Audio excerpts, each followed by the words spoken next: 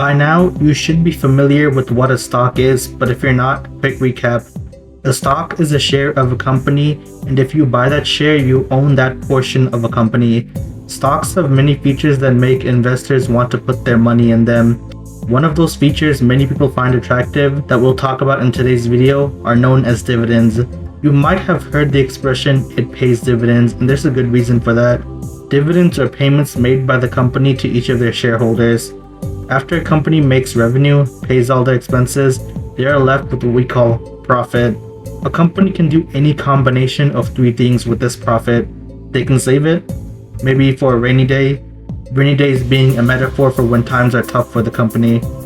They can reinvest it. Reinvest means to use that profit to help the company grow more. They can hire more people, buy more equipment, spend more on marketing, etc. Or they can distribute that profit to their shareholders as a reward for owning the company, and this distribution is what we call dividends. Technically, any company can pay dividends. However, remember that a company can also reinvest their profits back into the company to help them grow more. So why would a company choose to reinvest over paying dividends? To answer this question, we have to ask what type of company wants to reinvest their money back into itself. The type of company that probably needs to grow. So for this reason, smaller companies and startups probably want to grow as quickly and as much as possible, so they're less likely to pay dividends as those profits are better spent helping the company grow. On the flip side, massive corporations that already have a large brand name, huge amounts of profits, very little room to grow more, are more likely to pay dividends. These big companies that have large profits and are nationally recognized, financially stable, with high market capitalization, are known as blue chip companies, a reference to how the blue chip in poker is usually worth the most. It is important to note that not all blue chip companies pay dividends, and not all dividends are paid by blue chip companies as mentioned before, as technically anyone can pay dividends. Companies that do pay dividends on a regular basis tend to pay them quarterly or every 3 months. That is just the industry standard at this point. However, there are companies that pay annually or monthly, or in the case of Meta, whenever they want. There are 4 important dates to remember when tracking dividends of a company: the declaration, the ex-dividend, record, and payment date. The declaration date is the date on which the board of directors announces and approves the payment of a dividend.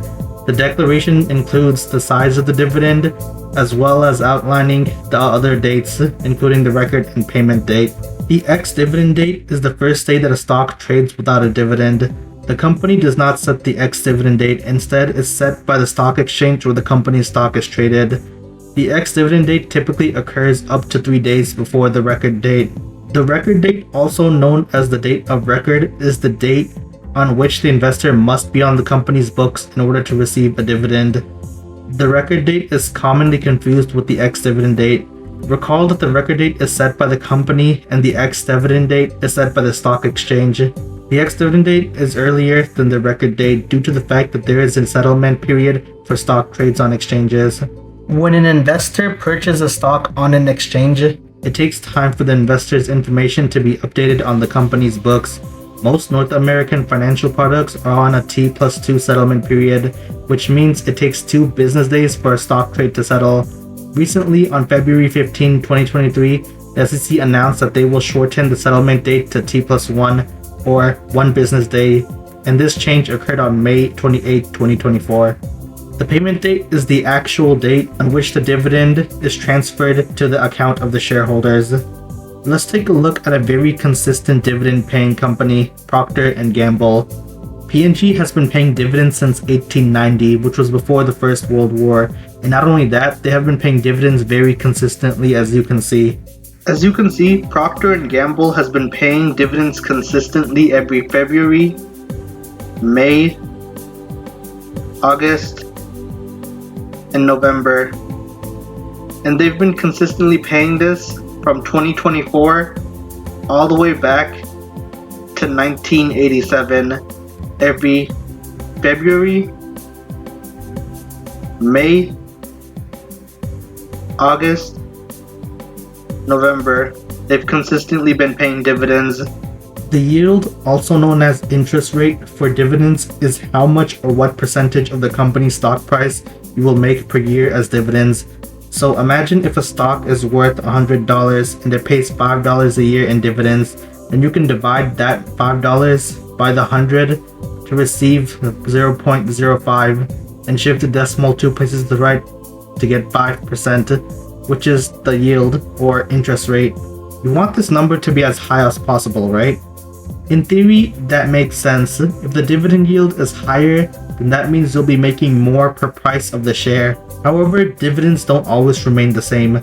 Companies can pay more or less in a given year, and if a company has a higher yield, it could mean they have higher earnings, or it could mean the share price is going down.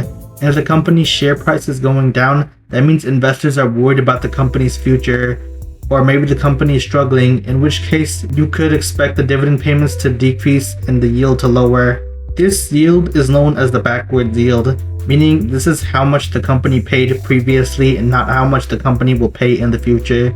There is also a forward yield that tries to estimate how much a company will pay in the future.